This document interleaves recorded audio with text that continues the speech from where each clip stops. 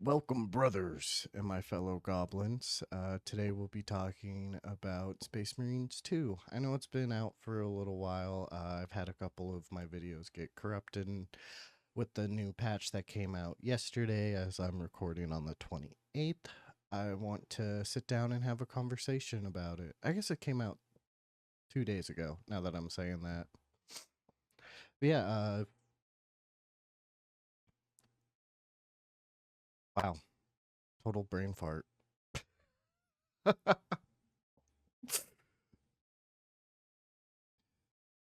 We'll be talking about almost every aspect of the game. I personally don't like PvP, especially with how meta everybody's getting in PvP games. I just don't find it as enjoyable. So we'll be talking about the campaign, the co-op, performance, and just a little overview of the game as well. So we'll start off with the overview. If you haven't played Space Marines 2, the easiest way to describe it is probably a game loop like Left 4 Dead 2. There isn't many missions for you and your friends to play, but each mission has a variety of different things that can happen with where giant waves show up, what kind of special infected, like different types of bigger Xenos you can run into. The difficulty changes as well, also change what kind of enemies you can run into. So there is a little bit of variety to it, as well as the amount of weapons that you get as well. As we're talking about the game overall, I'd like to bring up just a little bit of like how the combat system works.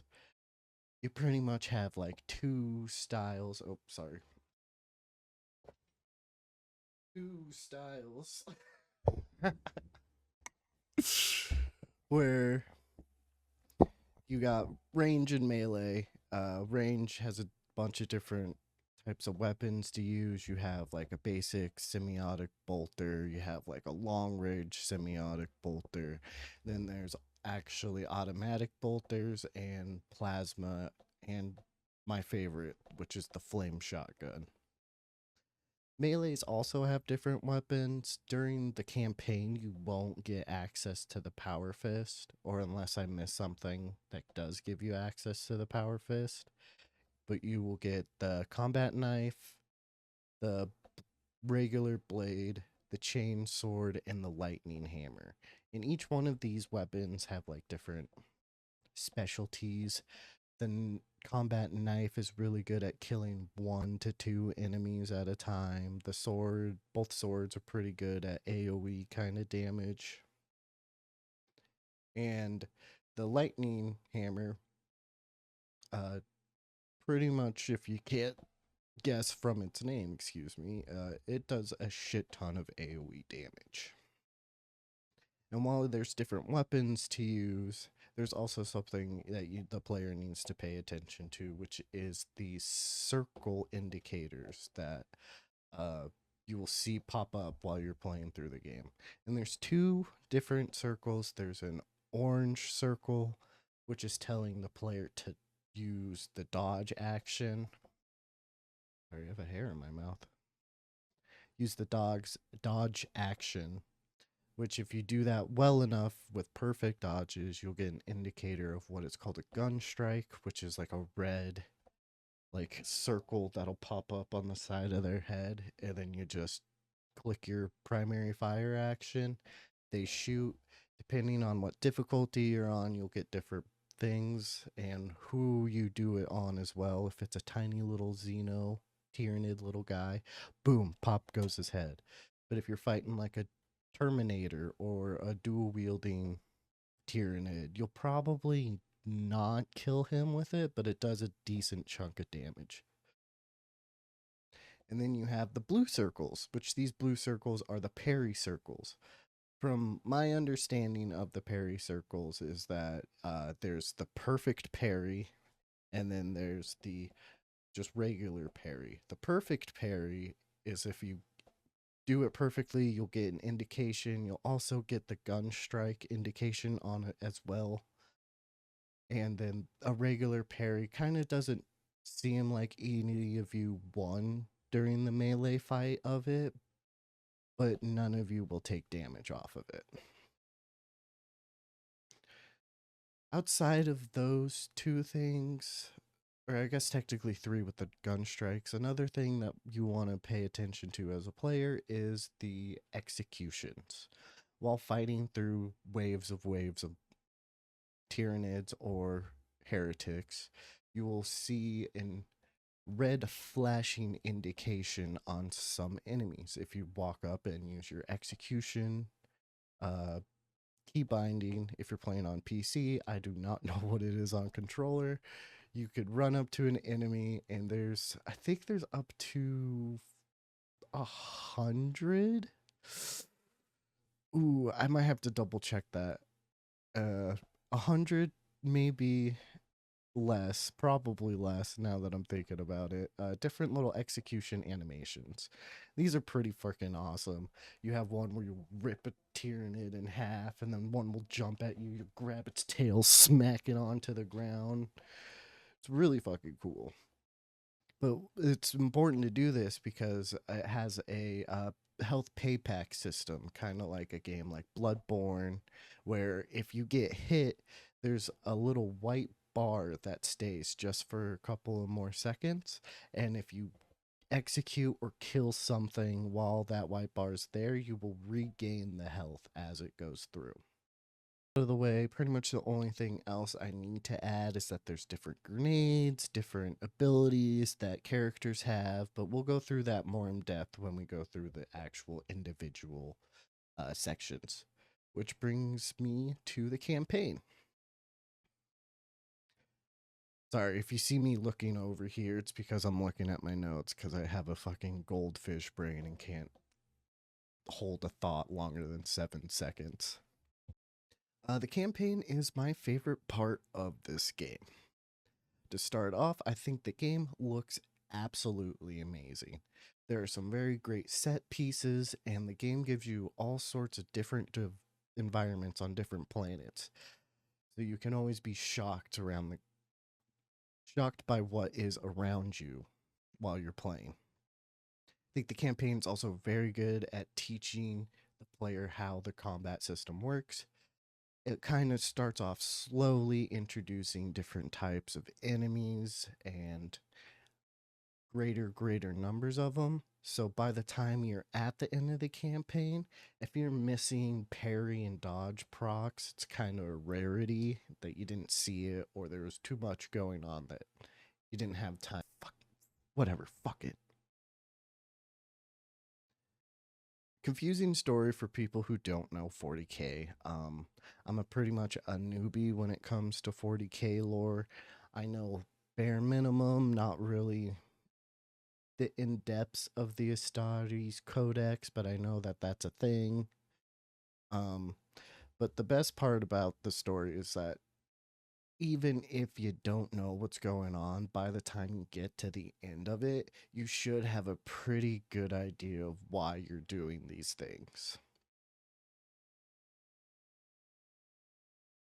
Speaking of story, I would also say it's a decent length. It's not too long, it's not too short. There's different operations, and I think in total there's 6 operations, and each one of those is about 4-ish missions.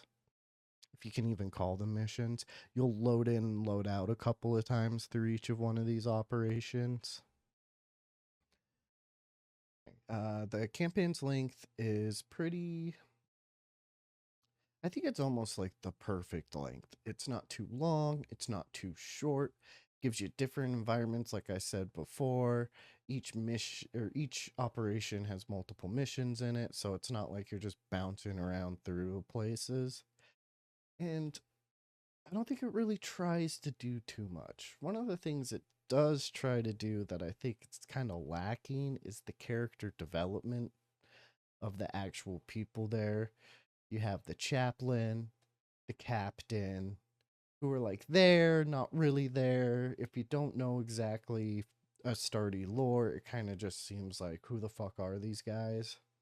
So that's kind of why, one of the reasons why I think it's confusing for people who have 40k lore. But the worst of it is the two other Astartes that you play with, Gladriel and Croyon, Coron, whatever however you say his name. These two have like they tried to give them character growth, but then they realized that they didn't want to do it, but they couldn't cut it all the way out. So it's just kind of like sprinkled in there every once in a while, being like, oh, this guy's doing this now for no apparent fucking reason. But I think the game itself is so good that the story and like the character stories, you could just pretty much ignore it and still have a good time. The One of my favorite parts about the campaign is that there is no like class weapon requirements on like the co-op. So it lets you use every single weapon that you can, and then you kind of have a better idea of what you're using or what you want to use during co-op missions. Enemy variety is also something that's kind of like teetering the line. I don't think it's bad. I don't think it's that good. I think each different type of enemy, which are the Thousand Suns, which are like Egyptian Astartes, and then you have the insect people, Tyranids, which is another group of people that you'll be fighting. And each one of them have the special infected, like I said earlier, and I think there's about 4 to 5 special infected for each enemy type. And then bosses, there's about 3 for the Thousand Suns. And I think there's 4 or 5 for the Tyranids. So it's not bad. Don't get me wrong, but the problem with it is to get access to all of those enemies, you have to play on the highest difficulty, which is near impossible. But just an overview for the campaign. It's short, not too long. I think it's a perfect length. The weapon variety that you get to use throughout the campaign is very great. I think the characters and the story are a little lackluster, but I don't think that's the reason you're playing this game. And the enemy variety is not that great, but the amount of enemies they throw at you, you kind of don't have a lot of time to really think about it. We'll be moving on to the co-op now. I think the co-op is good, but just needs a little more TLC from the devs, and I think it will be almost perfect. There are 6 different classes for you to play in the co-op missions. I think that it's a good enough amount for now. I think there is definitely a meta that's already popping up, but the biggest thing that I like about these classes is that, yeah, they can be specified in this one shoots, this one does melee, oh, this one's supportive, oh, wait, this one's supportive, but it shoots, but this one's supportive and it does melee. But it's just one of those things like once you get further along in the classes, you unlock more perks. They each feel like their own personal uh, weapon of mass destruction. And with even the class progression, they even added a weapon progression. And how this works, you will get these armory datas, finding throughout the map or killing bosses once you get to the higher difficulties.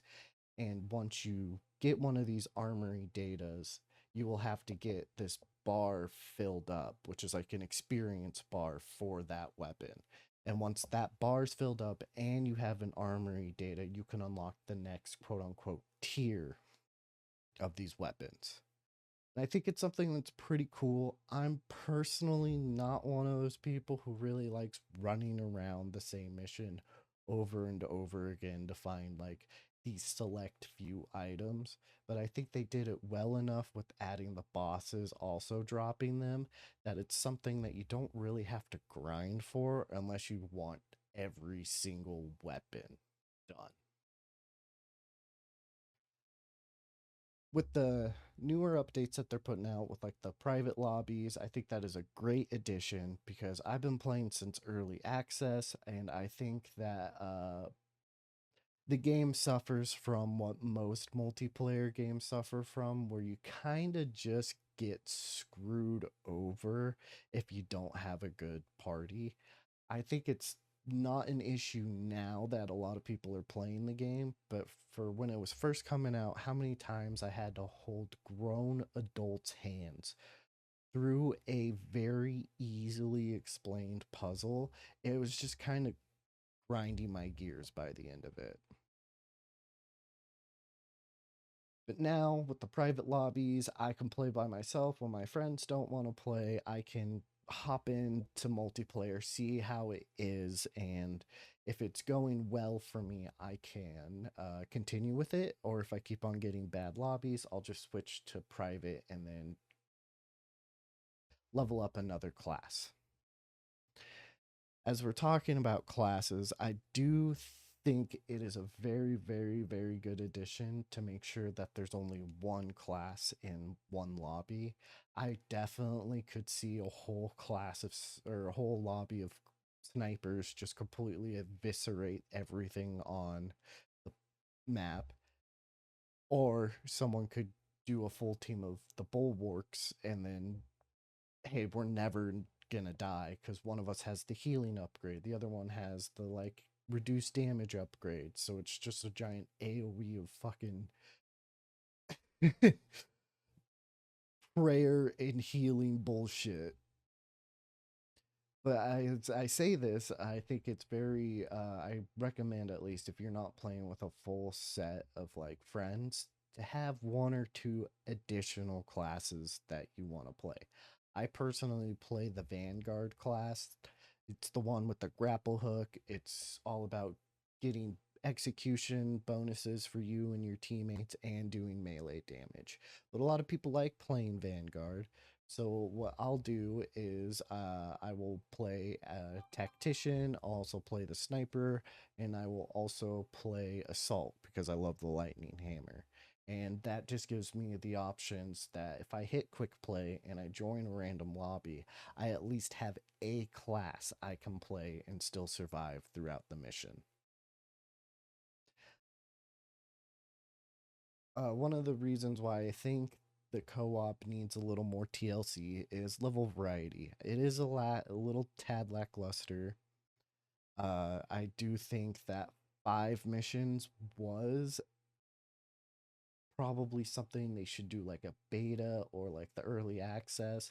And then when the game actually came out, I was kind of hoping that they would add a couple more missions. But sadly, they didn't do that.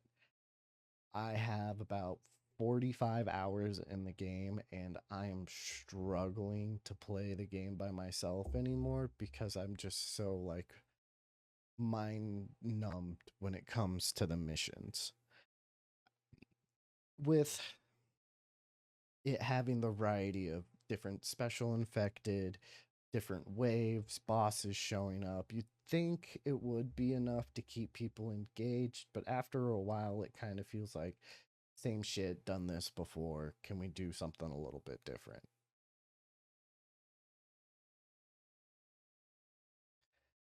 As I said before, I did not play any of the PvP. PvP doesn't really have a lot of interest, or doesn't bring me a lot of interest to it. If there was like a specific reason to do it, like if there was a different weapon you could get if you got this many wins, or how Destiny does it, where there's weapon drops for PvP and weapon drops for PvE. I feel like that would have given it a little more oomph to it, but it's just not something that I really doesn't interest me. So if you want to find more information out there, I'm sure there's a bunch of people who've tried it and played it and have their own thoughts on it. One of the last things I want to talk about is the performance.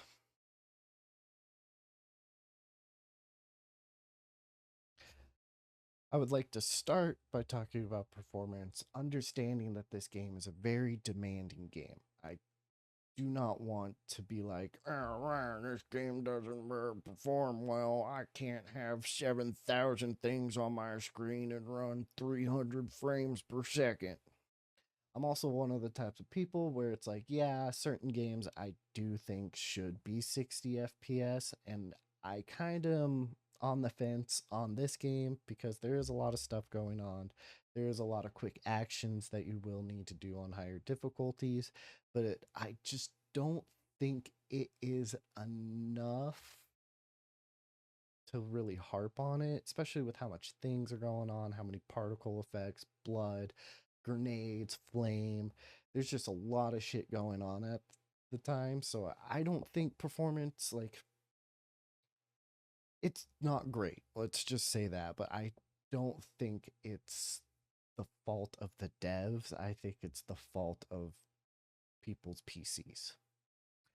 I do not have a supercomputer.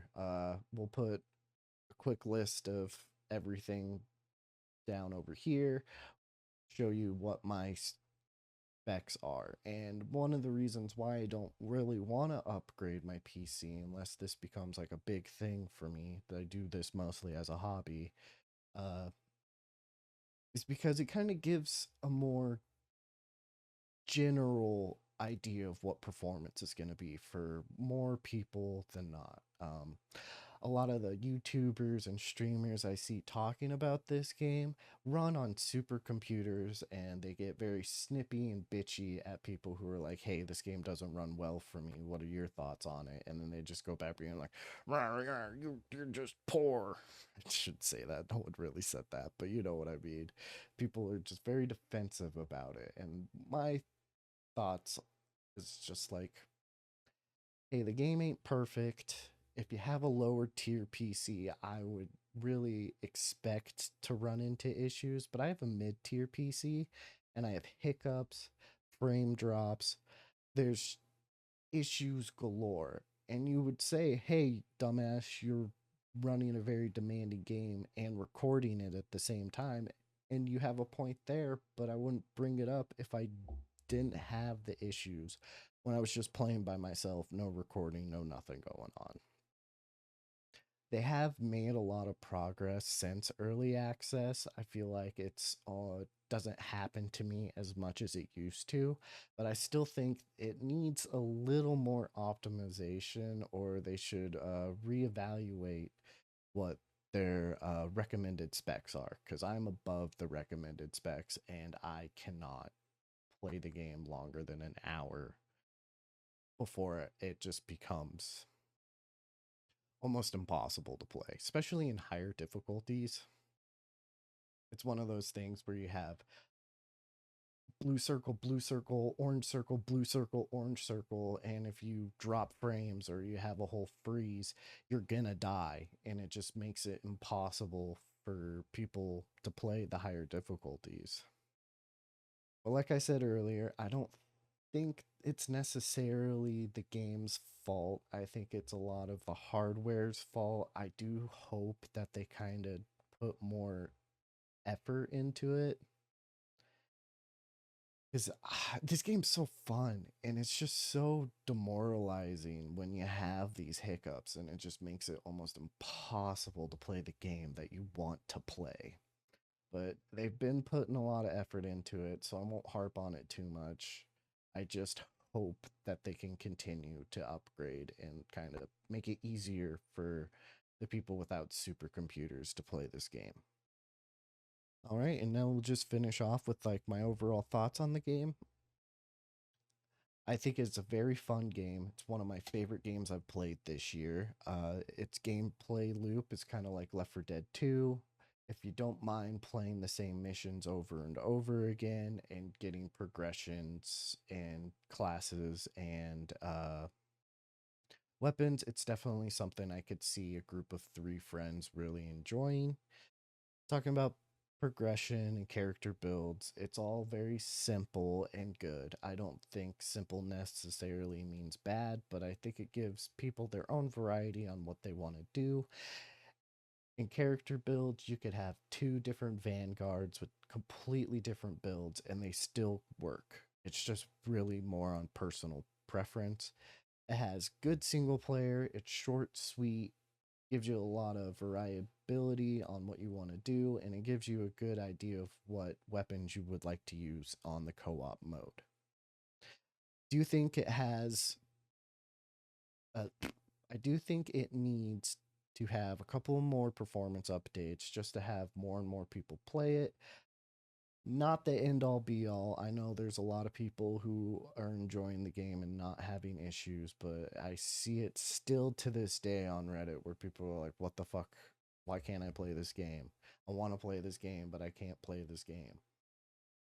It has a roadmap to help with the content issues. I kind of hope that this isn't all of the content they're going to add, because from the roadmap, it seems like they're only adding like 4 more co-op missions, and it just kind of like, the best way to describe it is using the Left 4 Dead 2 example, right? There's not that many campaigns in Left 4 Dead 2 when it first came out, right? There's only like 4 or 5 of them. But each one of those campaigns had 4 missions or like 4 parts of it. And these co-op missions really only last 20 minutes once you know what you're doing. And it just kind of gets to the point where I feel like it needs more. If it's more length, more variety, different difficulties, which they said they're adding, I really hope the roadmap does help with the content issues. It's just something I do want to bring up just in case people do have issues with playing the same missions over and over again. But overall, I think this game is amazing. I don't think it'll be Game of the Year in Tender, but I think it's a good, what's the word I'm looking for?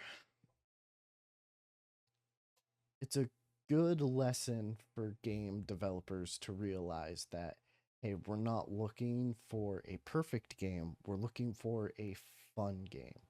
I think if they continue adding on more and more, continuing updating as much as they are and how well they're updating the game, I do think this game can take over Helldivers 2 for the most played live service game powerhouse in 2024, especially if Sony keeps up and fucking up everything that they do. But I hope you guys enjoyed this video. It's a little short and sweet, but I'm trying to get more into this kind of content. So if you do like it, be sure to like, comment, and subscribe. And if there's a game you want to talk about, put it in the comments and we'll see if we can make a video on it. I hope you have a great day, my fellow goblins. Deuces.